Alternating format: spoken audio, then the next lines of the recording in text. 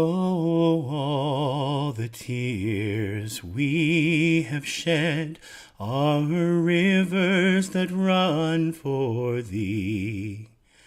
And though thy kinfolk do sail alone, we shadows came following. And silent our voices ring out true, for lass and light still left to do. Unseen hands are fastened steady on. We watch with thee to wait the dawn. And with that, welcome to a very emotional episode 3 of the Waffle Press. I am your host, Matthew, the Sage of Sorcery. And oh my gosh, do we have a lot of stuff to talk about after Dice Camera Action episode 87. I'm also looking over here at the stream chat in case you want to pop in and make any comments or share anything. I think it's functioning. It's not an aspect that I know a ton about, but I'm excited to be with you today. I want to give a few shout outs before we go ahead and get started. First, I want to give a shout out to tech support. So our community is so incredible. Listen to this. So this guy reaches out to me through a message on the subreddit for Dice Camera Action and tells me he loves my stream and he wants me to keep going, but he wants to give me some tech support. So he walks me through, he contacted me, he helps me find a mic, he wrote me a guide for installing it right there in the message. How cool is that? So that's first shout out goes to Alibaba, which is how he wanted to be known. So thanks to Alibaba for helping me get the tech set up. I have a microphone now, and I'm sure I'll get more tech upgrades as time goes on. Want to give another shout out to somebody in the subreddit who identifies himself as Mognet. He poured his heart out in a thread. He talked in the subreddit for Dice Camera Action about his injured wife and how the show and the community on the subreddit had become kind of a refuge for him. And I thought that was really brave of him. Great stories do inspire us, right? And they move us and they help us to heal. One of the primary thoughts that I had was The Secret Garden. If you've never read The Secret Garden or listened to the musical, it's a real healing story and it helps you to compartmentalize things. And that's what good stories do. Jesus taught in stories. And his favorite character is Paulton. So I'm just throwing that out there too. Paulton probably doesn't get enough love. DF doesn't probably get enough love, especially lately with the spotlight being on the ladies. So kind of nice. Also, last shout out, I want to give a shout out to Anna. Anna watched my entire second stream, so thank you so much to Anna for doing that. I appreciated it, and she left some nice comments about it. Thanked me for giving her good ideas and for the lore that I provided her with. And I told her I'm happy to provide her with more lore. If she wants it, we could throw Chris some huge curveballs. So those are my shout outs. And thank you to all those people. Thank you for everybody who's watching me on YouTube, for who might be tuning in right now on stream. So thank you very much. So with that, let's jump right into what works and what irks. We have a lot to talk about today, and I'm excited to talk about it. So the first thing that I want to talk about that works is the kind of beginning of Dice Camera Action that both prompted my musical reply and also the beginning that was kind of it was like almost like a funeral for Evelyn. It was a funeral among the characters. And I want to tell you how I reacted to it because I know that it's probably going to resonate with a lot of you because of the way that I reacted is I imagine the way that a lot of you reacted. When the music was playing, I didn't expect the music, Anna's song, to start up like that. And so that surprised me. So I hear the song and all of a sudden my throat closed up and my eyes started watering, right? Involuntarily. So that was really cool. And I will also say, I think we needed, as a fan community, I think we kind of needed to mourn together, you know? And then Anna's song was so beautiful too. When she hits that note fall in the song, her tone quality is so clear and her vibrato is so musical that honestly, it really makes the heart ache. So I, like most of you, I was choked up and I was watching chat. I was in chat the whole time and I was watching, and I know you were all freaking out too. And we were all like, ah, you know, and then it got so much better from there. So anyway, and then I thought it really worked because, you know, Anna, she didn't speak in the beginning. So when Anna didn't speak in the beginning, She, like all the players at the table, will jump in on conversations, right? Even if the spotlight's on another character, all the players will jump in and offer commentary. But Anna, she's silent. And I thought that her silence during that entire process really kind of added to the entire experience. It was like Evelyn was gone, and therefore it was like Anna was gone, and we needed to mourn that possibility, opportunity, whatever you want to call it, circumstance. And then I will also say, freaking Perker for Kristens, he totally plays it up, right? My personal favorite was he's making sad waffles noises from the owl bear, and I'm like, how do you know what a sad owl bear sounds like? And yet the sound he made for sad owl bear was so spot on. I'm like, yep, if there's a sad owl bear, that's what it sounds like. And then also when Anna's bar identifying her character faded also from the screen, I thought that was really powerful too. And I know everybody in chat was going, does that mean she's quitting the show? And no, she's not quitting the show. And obviously, if you watched episode 87, spoiler alert all over this episode of Waffle Press and every other one, she's not leaving the show, and Evelyn will be back. And I think that's right. I think we want her back. We want her back enough. Her story, she's got more to do. I don't know that she'll be able to leave as dramatically or have as amazing an ending to her character's story. But then again, if she's chosen, like I think she is, then who knows what that could bring into her story and what greater moments of confrontation she might have. So I don't know. But I thought it worked because of that. Chris playing it up to the hilt, right? And then also when Chris was talking about the light, the explosion of light, it reminded me of the Pirates of the Caribbean when they cross into Davy Jones's locker, Land of the Dead, right? There's that green flash at sunrise. That's what it reminded me of. And I immediately thought of that. And also, it was foreshadowing, right? Chris's comparison, if you were listening to him carefully, Chris's comparison was to a sunset, right? Not a sunrise, but a sunset. So Chris was laying it on thick, and that really added to the whole atmosphere of mourning. And also, interestingly enough, when Jared was asking if the characters knew in character that it was Evelyn who had broken the curse, Chris, if you watched him, he was warring back and forth because, of course, there's no way intrinsically that they would be able to know that, right? And yet it feels right. Sometimes humans, we have a sixth sense. Some people call it the Holy Spirit. Some people call it, mother's intuition. It's a lot of things. But intuition is part of who we are as humans.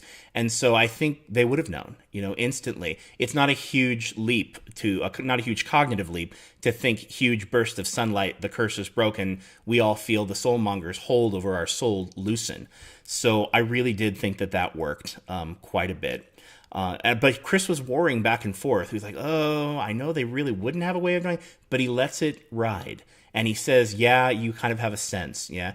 Because I think they should have a sense. It adds to the story. It adds to the drama of the story, which I think is absolutely fantastic. So that was interesting. And there are also all of those things. They were signs to me that her death had meaning. And that it will last a while, We also know Zaris hints about that in the afterlife when she says that she'll be there until she's not, meaning her friends are going to have to work to get her back until there is a means of resurrection that is found or provided for her. She's going to need to be gone for a while. So we'll feel it, I mean, I'm sure Chris is going to give her vignettes and little snippets on the other side, but it's not the same thing. She won't be back until they find a means to do it. And of course, there are dozens of means that they could, and dozens of means for getting out of Ravenloft. And I'm going to talk to you about one today. So that ought to be interesting when we get to lore you can't ignore. But anyway, and I wanted to point out too that it works. It wasn't like when Diath was hung. Diath, he rolled the dice like a good rogue in Barovia when he died, right? And the thing is, it wasn't the same kind of finality or drama to it, because in Ravenloft, if you read the Tome of Strahd, souls are trapped in Ravenloft. They get recycled, right? They don't automatically pass beyond Barovia, and because souls are trapped in Barovia and undeath is such a huge presence in Barovia, the idea that Diath is gone with his death is really not as impactful as when they're, in the Shadowfell, not necessarily in any kingdom. They're just kind of in the Shadowfell, maybe in the Tweens, or in between area. And that's interesting, but therefore it's different. Also, Evelyn's death was a sacrifice, and Diath's death was he couldn't squeeze out of the situation. He would have run if he could have, maybe, but he couldn't get out of it. And there's some drama to Diath because it's Strix's brother who offs him, right? But and I really kind of wanted to see Diath stab him more when there was that confrontation, but whatever. So anyway, that being said, Evelyn also dies, like a tank. She dies at the forefront of the battle, which is where she spends all of her time, most of her time, right? And then she dove headlong into the possibility of oblivion after she died. So also, we can't forget that Diath has the stain of sacrificing the Vistani child for, sticking Strahd in Mr. Shambleface, right? I think I'm remembering that. So Diath's hands are not clean, necessarily. And that torments him. You can tell the way Jared plays him that torments him. Evelyn is also the light in the party. And not only that, but to a greater degree, or in a larger sense, Evelyn is a light to a lot of viewers. She's an inspiration to numerous viewers. We live in a world right now, I think, that feels like it's awash in darkness. And it's become very trendy to portray people of faith as crazy or as deluded. And, a lot of this started with Janine Garofalo. I don't know if you know who she is. She's a comedian. She's very funny in some instances. But she talked about how calling for prayers after tragedy is anti-intellectual. And another things that she said. Basically, it's obvious that she feels like faith is anti-intellectual. So, I think there are a lot of us that feel, especially in the creative community, we feel like faith it's trendy to make fun of faith. It's to mock it, like we're all like, it's trendy to think that people who rely upon faith are relying upon superstition, and history teaches us that there's no empirical evidence for that, although some scientists would deny that. And because of that, Evelyn becomes more impactful. Her character makes it okay for those of us in the creative community to latch onto that idea of faith, to be inspired by it in a safe way, in a way where we don't feel that our admiration of it will be judged. And so I feel like it works because of that. It reminds me also, going back to more pop culture, it reminds me of Buffy the Vampire Slayer. And if you've not watched that, I know Anna, I know you haven't watched it. I think it was you that said you hadn't watched it. You need to get around to that, and you do need to get around to that. Like what? Anyway, so that being said, it reminds me of Buffy, spoilers, when in the end of the second season, she stabs Angel.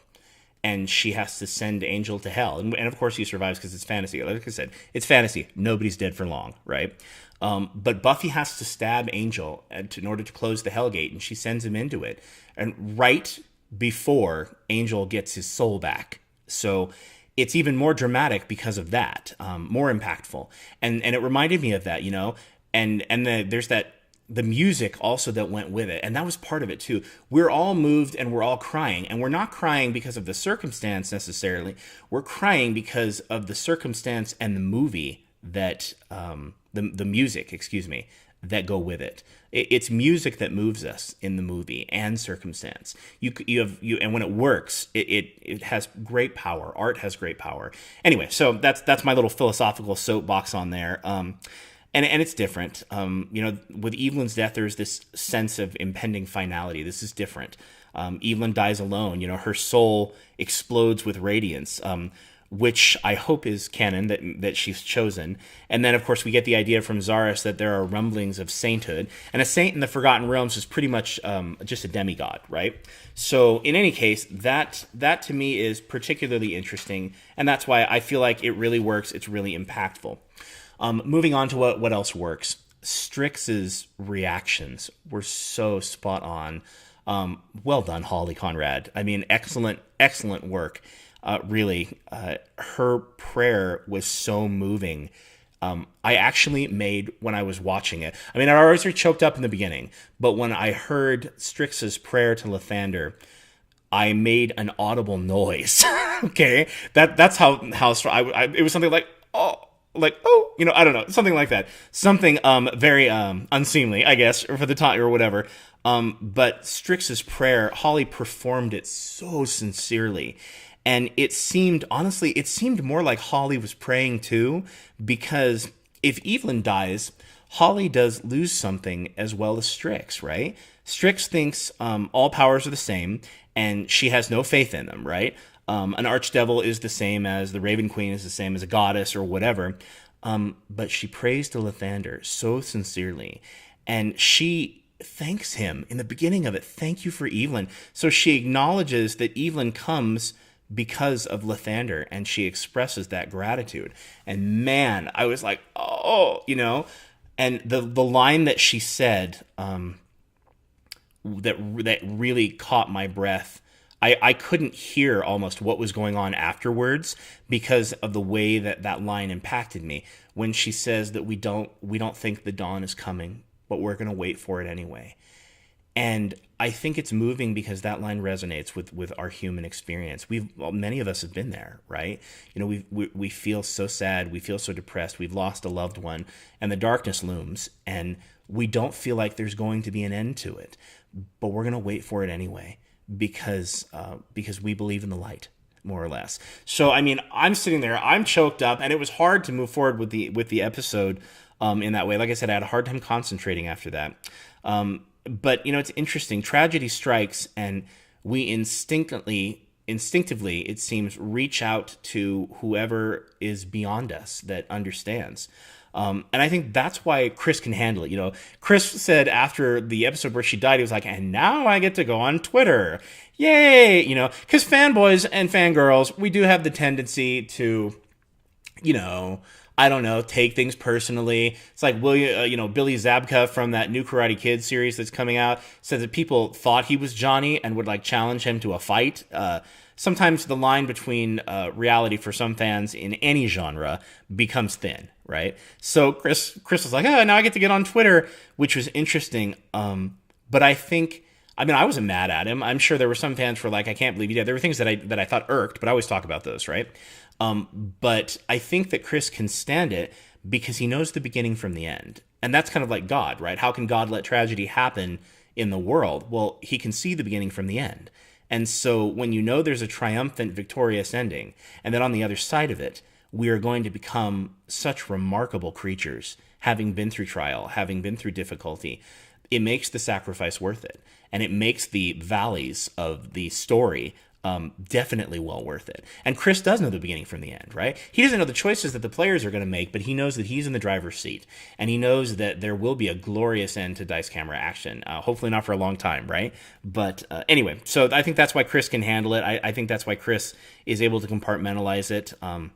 Strix's reaction with the spell, I thought that worked also really, really well. When she tries to animate object on Evelyn, I tell you, I think it was a lot deeper than a lot of us realized in the beginning, because when Strix animates her armor, and basically her corpse is like armor, right?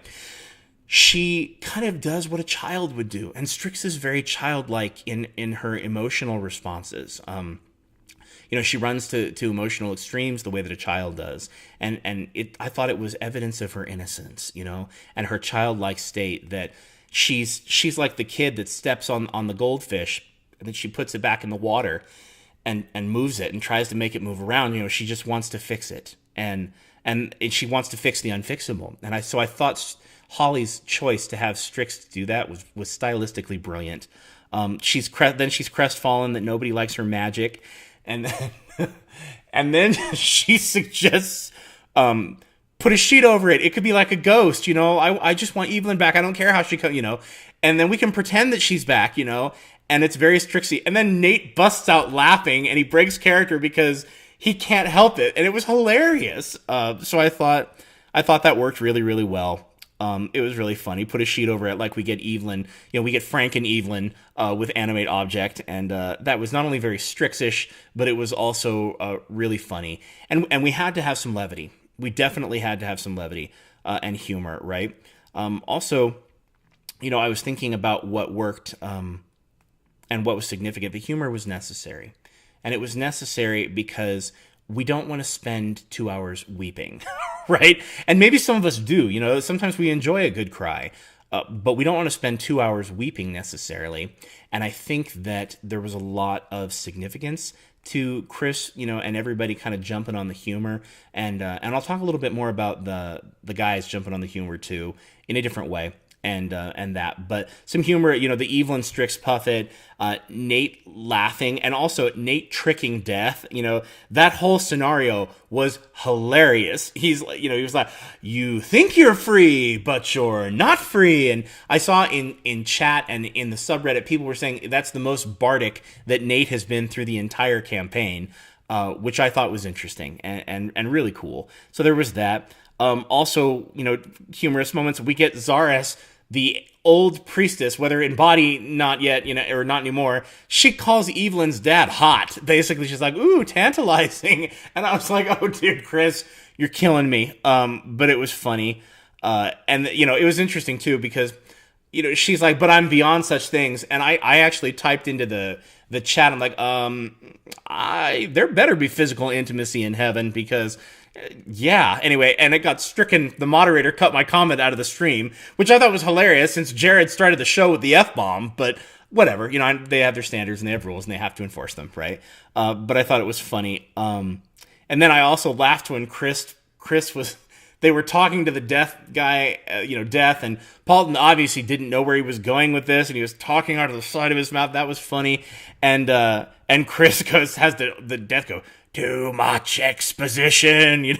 That was hilarious. For those of you who don't know, exposition is the introduction of a story. It's where you kind of set the stage, set the scene.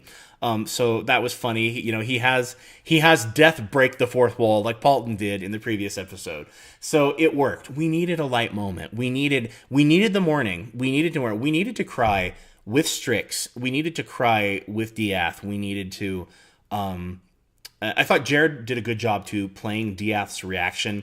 It reminded me a lot of the Lord of the Rings when Gandalf is presumably dead and Aragorn, he says, "On your feet, Sam," and he tells Legolas, "Get them up," and that's Diath in that moment, right? And it's very true to Diath's character as kind of like the father of the party, and somebody had to do it, and I thought that was a good way for Jared to kind of segue out of the mourning and into the humor, because the humor is one of the best parts of the Waffle Crew and what kind of sets it apart from a lot of the other streams. Although there's humor in a lot of the streams. Trapped in the Birdcage Slayer, so I might talk about that if we have some time at the end. Loving Trapped in the Birdcage. But anyway, in fact, I was even thinking of starting a stream for Trapped in the Birdcage and calling it Bird Poop or Bird Droppings. Bird Droppings, not Bird Poop. But anyway, we'll see. I can't spend my entire life streaming. I have children. Anyway, that being said, it was really it was interesting. So those are things that I thought worked. Things that I thought that irked, or things that didn't so well. The moment between Evelyn and her dad, I liked the throwing in the air, but it got a little bit maudlin, a little bit saccharine. But in Anna's defense and in Chris's defense, that's a hard thing to roleplay. I've never had to roleplay before, and I've certainly...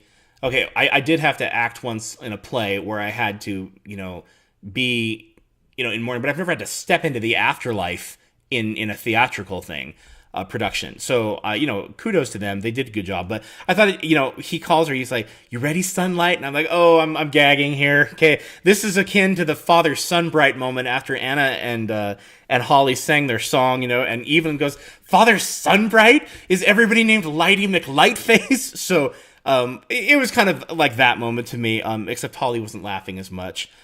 So anyway, that was a bit saccharine. Didn't work. I also, it irked me a little bit, the emotional moment, and Jared goes off the screen, right?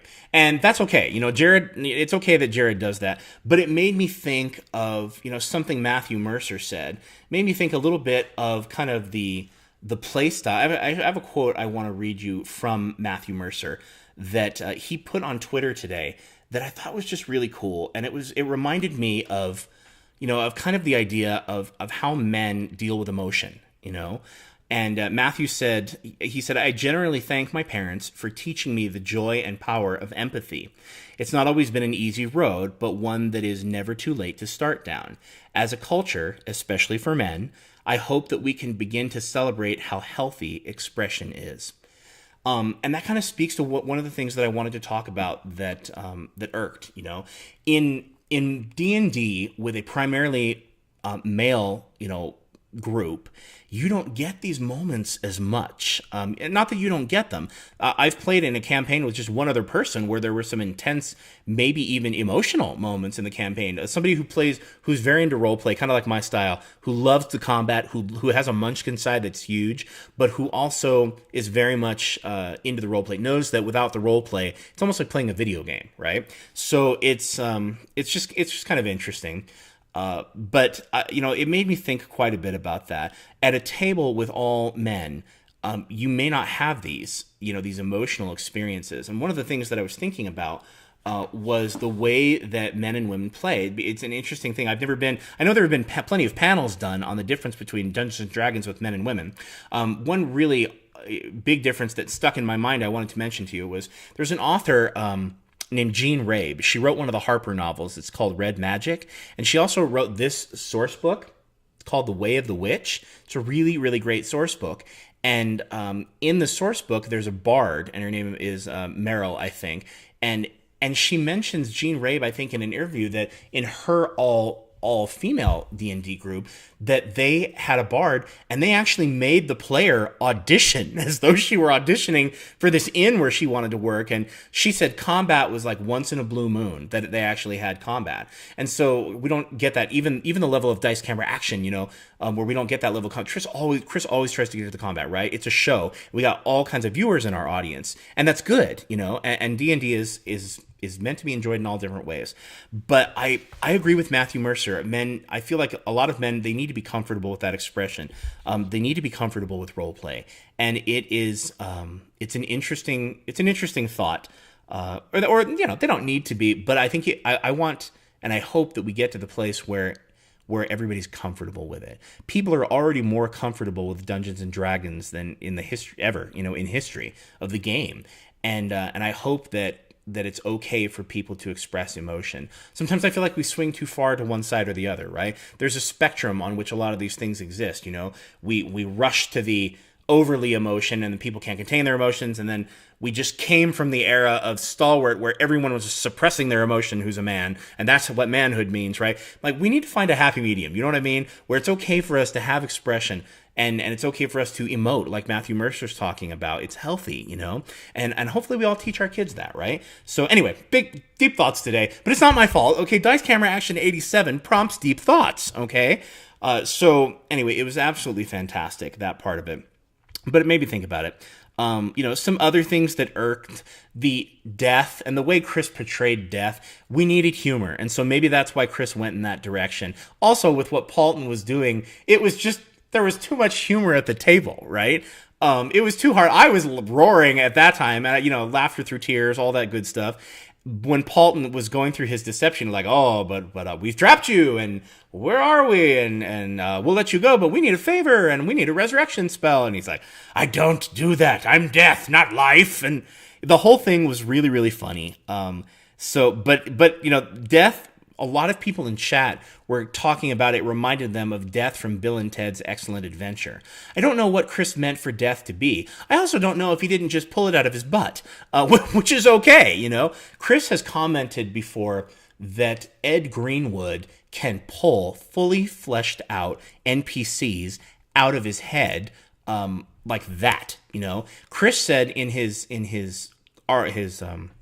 what do you call it? The column that he was writing for Dragon Magazine, the Dungeon Master Experience. He said, I can't do that. I can't pull NPCs out of nowhere, but Ed can. I've seen him do it. And Ed Greenwood can do that. Ed's mind is a fertile field of already populated imaginary ideas, right? And Chris is an artist, but I wonder if he just pulled death out of thin air. I don't know. Or maybe he meant it to be different, but we needed it different. So I don't know. It's curious. I wonder where that came from. But death irked a little bit. I was like, okay, he's not really intimidating me. He's not really inspiring me. He's not really doing anything for me. He's just kind of irritating me, which is okay. Anyway, so that irked a little bit. The My Little Pony moment, in comes the horse, and the horse has wings now, and everyone's making these brony My Little Pony comments in chat, and I'm going, oh, okay, yeah, the afterlife, I hopefully, I don't know. Hopefully, who knows? Everybody has a hopefully for the afterlife.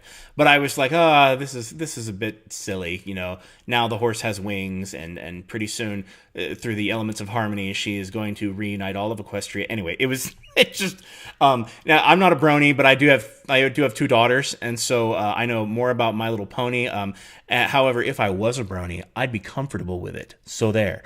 Anyway, that being said, it was interesting to me. I don't know that it worked, but whatever. Light moments.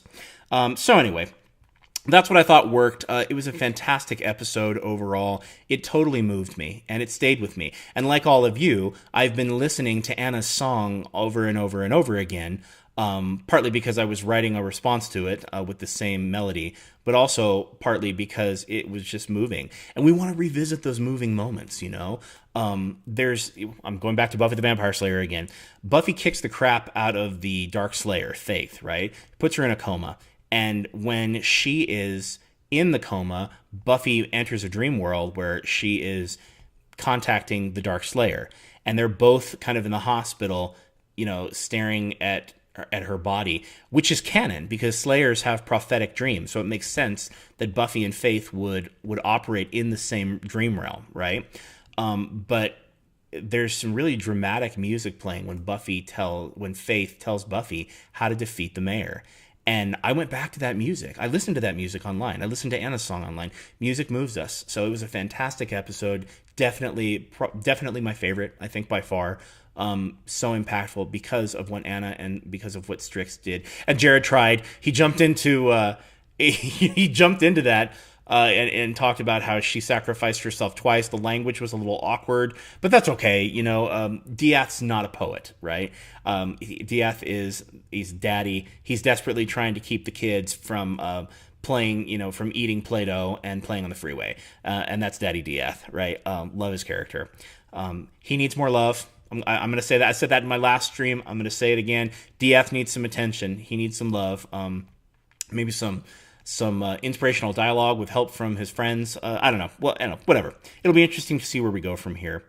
So now I want to jump into lore you can't ignore. I got some treats for you today. Maybe I think it's treats. I think all lore is treats, right? So I think I have some treats for you today. I want to talk to you a little bit about Diath's soul argument.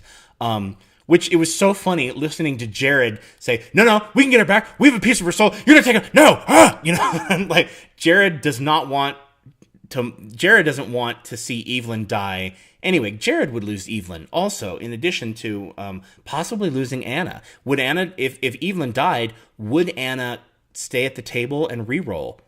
I don't think Anna knows that. I think Anna has an inclination, but I think until it happened, we wouldn't know. Maybe Anna would leave to let Evelyn's death really be meaningful, right?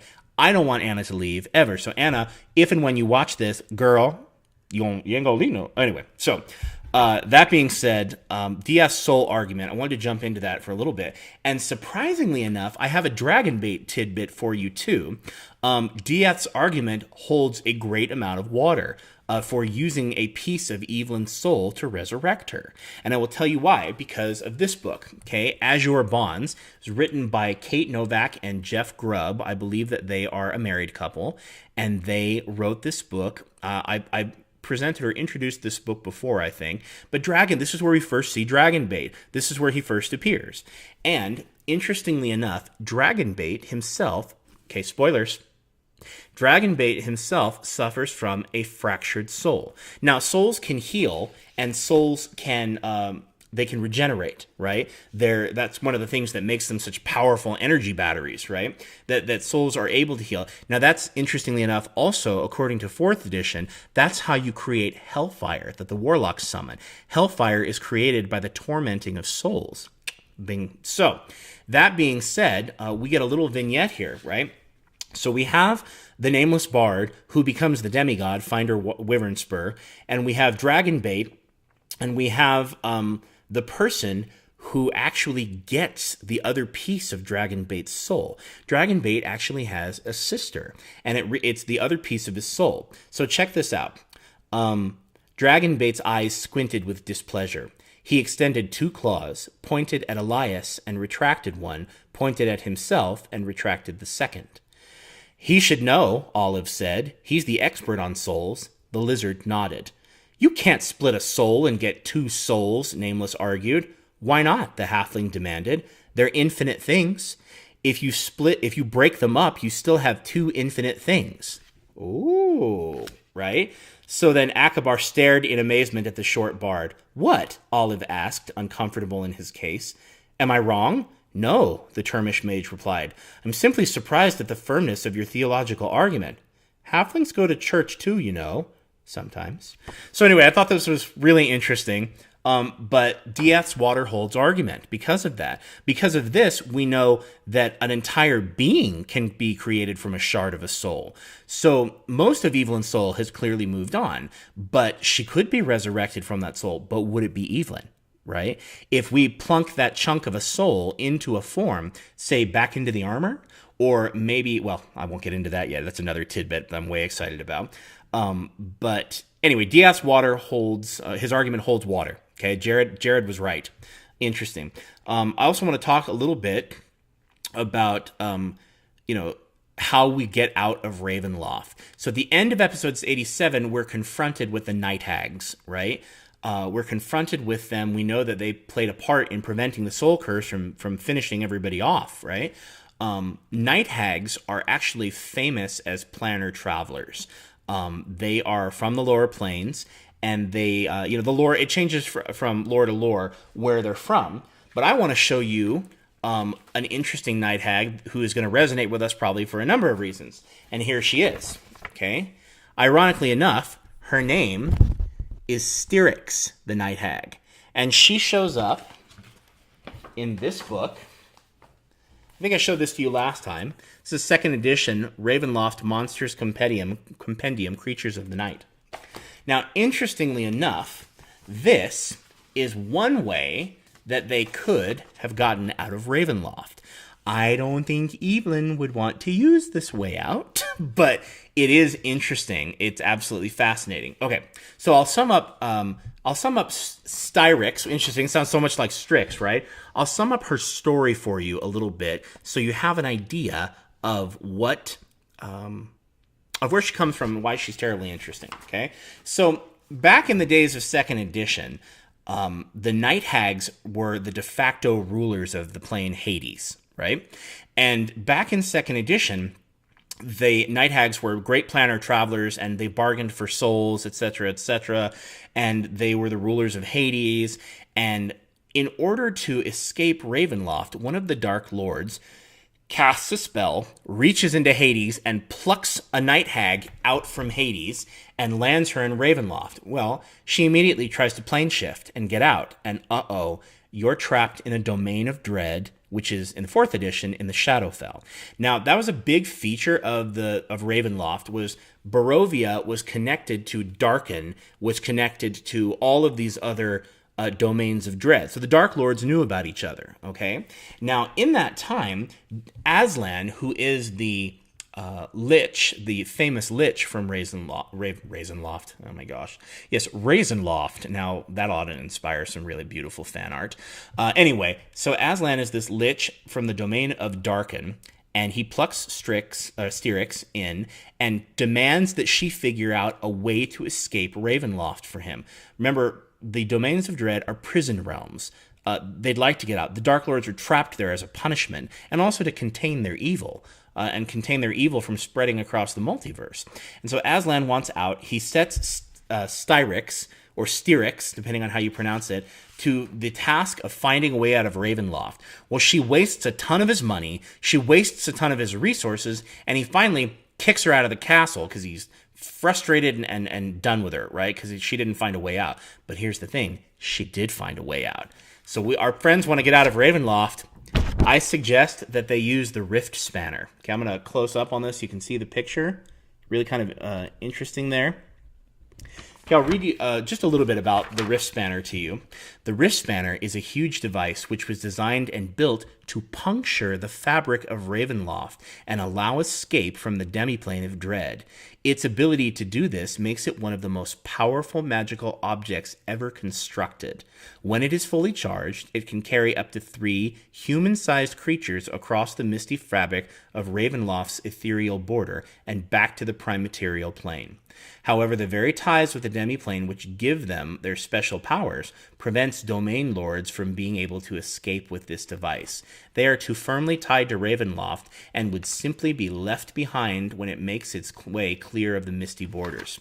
So, anyway, interestingly enough, Aslan never would have been able to get out of Ravenloft, but the Waffle crew could get out of it with the Rift Spanner. Now, Darkin used to be connected to Barovia, so that's why I was telling Anna when she commented on my YouTube video and how much she'd gotten out of it. I can throw you some lore, girl. We'll get you out of Ravenloft. Let's go after this hag and get her Rift Spanner, right? So, not that Chris would allow that. It's just fun to have ideas, but the Rift Spanner, here's the thing. The way that you charge the Rift Spanner is by feeding it souls. Every level or challenge rating maybe of the creature causes it to be charged. It can be charged to 100%. You roll percentage die, and if it's good percentage die, then you escape. You get out of Ravenloft. So anyway, it's terribly interesting. And anyway, I thought it reminded me of it. That's a way that the Waffle crew could get out of Ravenloft, is to find the Rift Spanner. I don't know that Chris remembers that. I'm sure he probably read through a lot of the products, but he was a kid in Canada, publishing adventures, and we were all kids once buying D&D books, and we didn't have the money to buy all of them, dang it. Although I did spend a pretty penny, which is why I have the library that I have of books, different books. So anyway, the Night Hags that show up. So Night Hags, it's interesting that Chris brings in the Night Hags also, right? Great planner travelers to be able to get them out. I wanted to talk a little bit also about Evelyn's order. The Paladin Order of Lathander is called the Order of Aster. And the Order of Aster, I believe, it's introduced in this book that I've shown you before. Pull it out here. Faiths and Avatars from 2nd edition. The Order of Aster is mentioned here. It is also mentioned in that first novel that I showed you, Finder's Bane, where there's a paladin named Holly Harrowslow, and in that, Holly has the companion Joel, who's the first priest of the god Finder, who, ironically, the god Finder comes about because of that series, right? The first one I showed you. So it's all connected. Things in the Forgotten Realms, a lot of the novels are connected, which makes it more fun.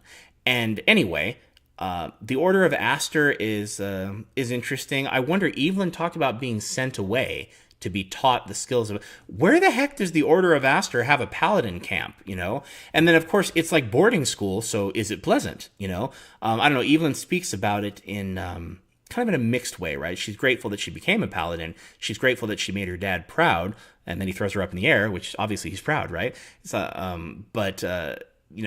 has a cost. Boarding school, there's a price, Anyway, it's interesting. So Evelyn also hints, and I haven't read all of Anna's fiction, but Evelyn also hints that she might be partly responsible for her parents' death. It was interesting that we got to the afterlife and there was no hint of that.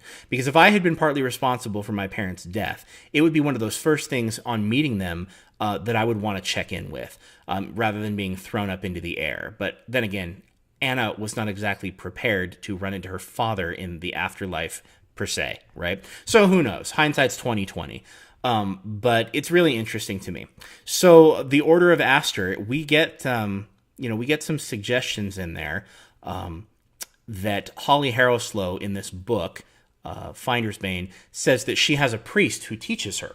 So the paladins are taught kind of by the priest. So presumably they report to the priests in the Order of Aster. Be interesting to see Anna flesh out the priest who teaches her. She did mention Father Sunbright, also known affectionately as Lighty McLightface. So it'd be interesting to have Anna flesh that background out. She mentioned her brother when she was on Waffle Talk that one time and talked about her background. So I'd love to talk to Anna about that. Maybe she'll come on and maybe she'll talk with us a little bit about that. She says there's a lot of Evelyn's backstory that she hasn't revealed. And, you want to save those tidbits. I do that as a player, too. When I'm the Dungeon Master, I generally play a variety of characters that are more characters, less NPCs. But it's interesting because I build elaborate backstories frequently, and especially with people that we can interact with. Anna may not want us to know about all of those people yet. Her brother Brick is very different. Brighton, she calls him Brick, I think. She may not want us to know just why he is so very different from Evelyn.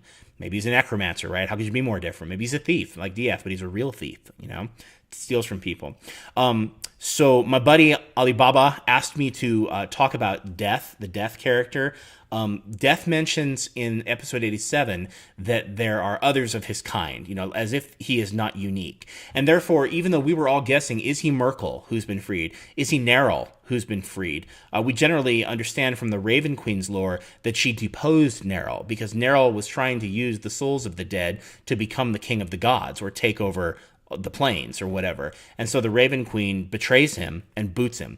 I personally think, or I like to think, that the Raven Queen is Wee Jas, who is a Greyhawk deity, who took over for Neril and become the goddess of death. So that's what I like to think. That was also in 3rd edition, the Raven Queen, I think, was introduced, where they were using the Greyhawk deities still as standard deities. Forgotten Realms hadn't taken over quite yet as the standard campaign, although it had an explosion of modules and books. I have a ton of them that I can bring in and show you more about Lathander. I can tell you all kinds of things about Lathander. Interesting. For those of you who want to know, Lathander once started a war in the heavens. I can get into that maybe a little bit next time. There are other things I want to talk about because I want to go down the rabbit hole. I have a lot of things in there that I wanted to go over with you. But, so lore you can't ignore. Death seems less like he is Death, a significant Death, and more like a Reaper from Supernatural. If Chris pulled him out of thin air, then I don't think he has much significance at all. I'm free. How many liches think they're Death, right? So who knows what that means. So he might just be a Reaper. He might just be an angel of death. There were a lot of different kinds of angels introduced in 4th edition Dungeons & Dragons, which I thought was an excellent addition. And I think Supernatural influenced that because the show Supernatural in the 3rd season introduced angels. And that's interesting because they become a part of the cosmology. But Death in Castlevania is a very interesting character. Death is a huge player in Castlevania, as are witches, and as is Count Dracula and the Belmonts, Trevor Belmont, Simon Belmont. Death is a character. I loved, I think it's called Lament of Innocence. I loved Lament of Innocence because you get death, but we also are introduced to Saint Germain. So there's a saint in Castlevania who challenges you, but he also helps you. And it shows that there are light forces opposing the dark, and I always like that. I don't like horror movies where there's no light. That's part of creating the element of horror in Ravenloft, right? But there are still points of light. That 4th edition design idea that civilization is points of light, there are still points of light in Ravenloft. The point is Ravenloft is a natural crusher of life, but not Evelyn, yo. Anyway, so that being said, so I don't think there's much significance to Death. I've not seen any significant kind of Reaper character or figure in the Forgotten Realms or in Dungeons & Dragons that is worth mentioning. If you do, you can always mention it when I upload this video to the subreddit, or you can mention it on my YouTube channel, which is Sage of Sorcery. You can, anyway, we'll talk about that in a minute. Let's jump down the rabbit hole because I have some ideas I want to explore, okay? So we know that Evelyn is coming back, okay? And we're all happy about that. As mixed feelings as I have about her having a final ending so poignantly dramatic and meaningful, I want her back. Okay, we all want her back. So we know she's coming back because of the silver aura she has, and the fact that she didn't die a natural death. And Zaris explains to her that Zaris has a golden aura, perhaps indicating that she is closer to Lathander's golden sunlight, and therefore closer to being to becoming one with him, and therefore merging with him. So maybe that's why. But we know because of that Evelyn can come back. You guys, wouldn't it be cool if Evelyn came back by possessing her clone's body Dude, she could be a mole, okay? She could go in there and possess. Now, that's the idea of the clone spell in Dungeons and Dragons from its inception. The idea of the clone spell is that caster constructs an alternate body so that they can flee into that body with a magic jar spell or something else in case something happens to their current body. It's a backup body, right? And it's supposed to stay in temporal stasis, because if that body is ever freed, they go mad, knowing, it's Peter Parker, Ben Reilly kind of situation. For those of you who don't know, Ben Reilly is the Scarlet Spider. He was a clone that was made of Peter. So anyway, that's interesting. I think that would be so cool. She could totally come back by entering her clone's body, and then she could find out what the Pancake Crew are up to. She could be a mole. Well, that's how we could get introduced to the Pancake Crew. So anyway, I think we're all hoping for the Pancake Crew. I think we're hoping to see them show up. I hope that's the cliffhanger that Chris wants to end on, or that we somehow find our way there. But who knows? We still have night hags to deal with, so I don't know that we're going to get to it. Now, people have been making comments about what the Pancake Crew would be like, and I talked about my love for the Dark Mirror. Faith the Vampire Slayer, the Dark Slayer, even Fakor and He-Man. Okay, I love the Dark Mirror. Artemis and Terry to Drizzt. Although that relationship evolves if you continue on reading the novels into something that is less like murderous hatred. It's interesting. That being said, we're all hoping for the Pancake Crew. Polar opposites would be fun. It would be interesting to see a non-committal Diath who's a total follower, right? Who's directionless and just kind of does what he's told. It would be interesting to see Strix, a Strix who leads the party, who is both certain of herself and very calm and assertive. That would be interesting. It would be interesting to see an Evelyn who was timid and terrified, a Paulton who was serious and decisive, and also encouraging and talkative. That would be interesting to see. I think that the clones need to be enough like the Waffle Crew to where we recognize them, but with a sinister twist to them, perhaps. I don't know. I'm excited. I hope Chris plays with it. That would be interesting. Prediction, we also learned from Zaris that Evelyn's order, which is probably the Order of Aster, even, if Anna doesn't know that, unless Anna wants to create her own order, I would want to create my own order, because I'm a dungeon master, and I've been writing, I'm a novelist, I've been writing, forever, so I always want to create my own. So I would want to create my own order, but Evelyn's order is having problems, according to Zaris. And I tell you what it made me think of. I should have brought the book up, but I'm still in boxes from having moved a little less than a year ago. Anyway, that being said, there's a book where there's a priestess of Selune, the moon goddess, and she discovers corruption within her order, corruption called the New Moon Heresy. Now, for those of you who don't know, a new moon is when the moon is almost completely covered up. A new moon is not really a full moon, right? There's a difference. A new moon is when the moon is almost totally covered, and therefore we call it a new moon. It's blacked out completely. And there's the idea that because of the new moon, that darkness is part of Selune, and therefore she and Shar are just two sides of the same being. Now, for those of you who know anything about Forgotten Realms lore, Shar is the goddess of darkness. She and Selune, the goddess of the moon, were the first deities in existence in this crystal sphere, at least. And they warred for control. Shar wanted everything to stay twilight, and Selune wanted to nurture life. And so that's where Chantea is created, and Mistral, and a number of other deities.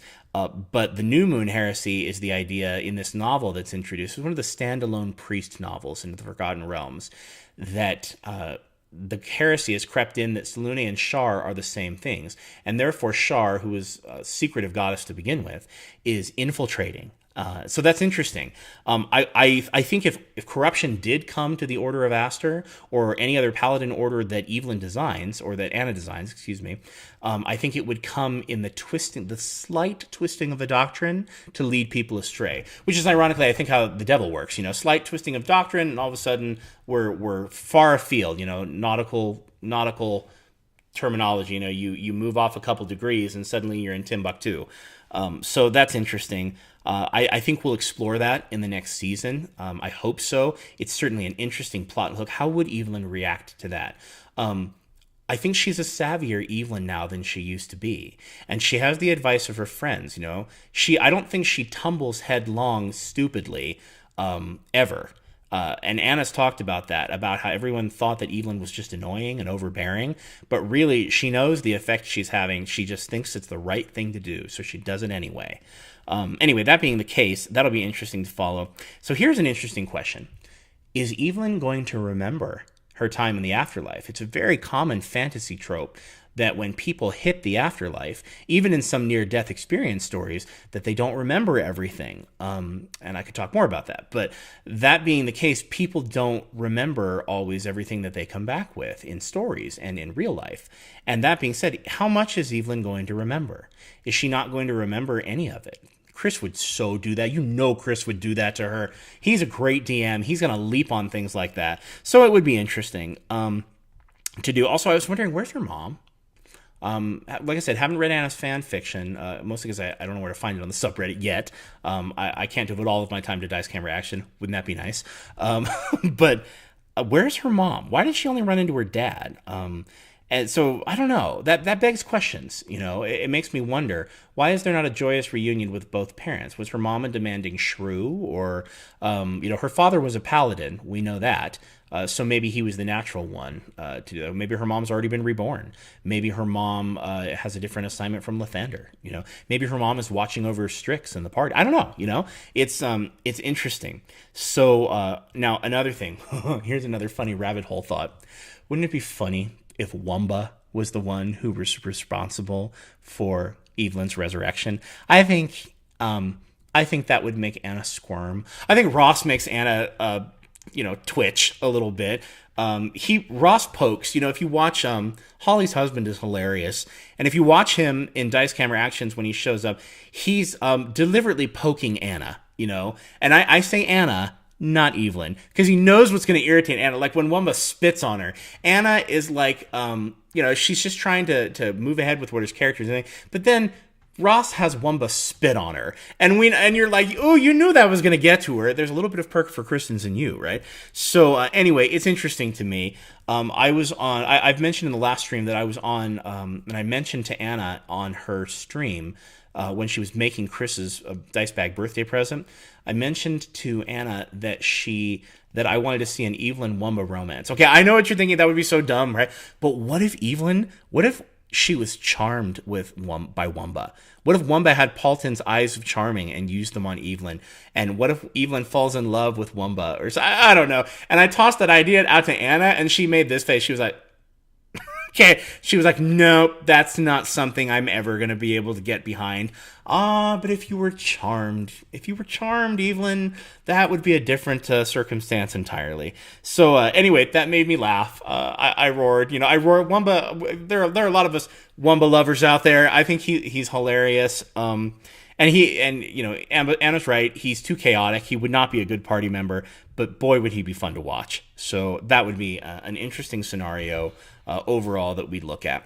So, lots of ideas on the table, lots of different directions that Chris could go in. It's only 6 hours of game time if there are 90 episodes until we reboot and get a break. And I say get a break. Maybe I should be saying suffer a break, but not a breakdown. But anyway, Dice Camera Action, just to sum up for today, it was an incredible episode. It was great art. And D&D, there was an article once in Dragon Magazine that was talking about how a great campaign world is a work of art, and people are not to the point where they will recognize that. At least in the United States, we're very snobbish about some things. There's been a lot of mentioning about gateway or gatekeeping of the hobby, right, and how people play it, but Dungeons and Dragons is a work of art.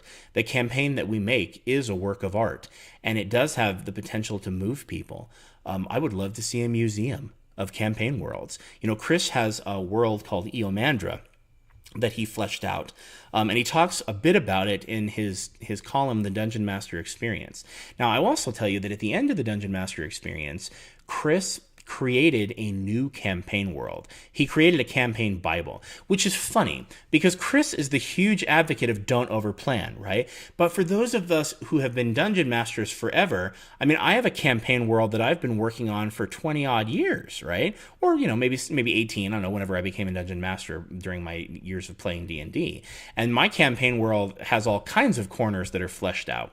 I have map making software. I think it's called ProMaker. I don't remember. And I created a world map. Well, then I created the other continent. And then I zoomed in on areas of the continent and made whole maps that were like the Elven lands. And then I divided the Elven lands up. I was like, oh, well, there are 6 woods. There's the Arcan wood, and there's the Horn wood, and there's the Whistling wood, and whatever, right?